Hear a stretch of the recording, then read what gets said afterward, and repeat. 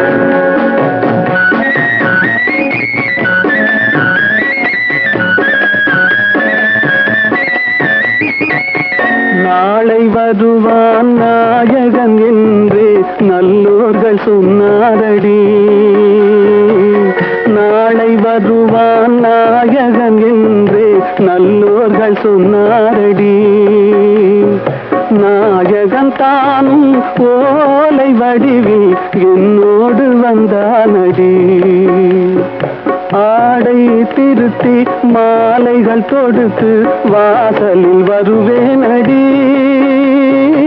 ஆடை திருத்தி மாலைகள் தொடுத்து வாசலில் வருவேனடி. மன்னவன் என்னை மார்பில் தழுவி வாழ்கென சொல்வானடி, வாழ்கென சொல்வானடி. செந்தூர் முருகன் கோவிலிலே ஒரு சேதியை நான் கேட்டேன் கேட்டேன். சேவல் கூவும் காலை நேரம் பாடலை நான் கேட்டேன், பாடலை நான் கேட்டேன். நமக்கு வாய்க்கல. இந்த மாதிரி கணக்கு எடுக்கிறத 4-5 கழுதைகளை ஓட்டி வைக்கணும். முதல்ல அதை செய்ய என்னென்ன வேலை செய்யணும்னு ஒண்ணு இருக்குல்ல. நீ போய் கணக்கு எடுக்க வேண்டாம். அதைத்தான் நானும் சொல்றேன். கழுதைகள்லாம் ஓட்டிட்டு நேரம் வீட்டுக்குள்ள வர போறேன். உங்க அப்பா எழுதி வச்சிருக்காங்க கணக்கு புத்தகம், அதெல்லாத்தையும் அந்த மூஞ்சி முன்னால போட்டு கிழிக்க போறேன். அதை திங்கிட்டு அது அப்போது விளங்குதா பாப்பா உங்க அப்பா கணக்கு. கணக்கா எழுதுறான். மதுரை வரவு 25,000 இன்னும் சிட்டை எழுதியிருக்கிறான். நாங்க மதுரைன்னு இருக்கு, இது ஆளான்னு கேட்டா இல்ல ஊருங்கிறான், ஊரானு கேட்டா ஆளுங்கிறான். ஒரே சில்லுமுள்ளா இருக்கு. அந்த குருட்டு பொண்ணையும் கைலாசத்தையும் ஏமாத்தி நல்லா பாடு பண்றான் உங்க அப்பா. அவர் பணம் சம்பாதிக்கிறதுக்கு என்னமோ ஃப்ராட் பண்ணிட்டு போறாரு. உனக்கு என்னையா, நீங்க வேணா ஏதாவது பண்ணிக்கோ. நான் செலவு பண்றேன். ஆமாமா, உங்க அப்பா என்ன மத்தவங்களுக்காக சம்பாதிக்கிறாரு, எல்லாம் நமக்காக தானே. நமக்காகவா? இல்ல நீங்க சேர்ந்துக்கிறேன். என்னென்ன அவர் சம்பாதிக்கிறது அவருக்கு மகளுக்கு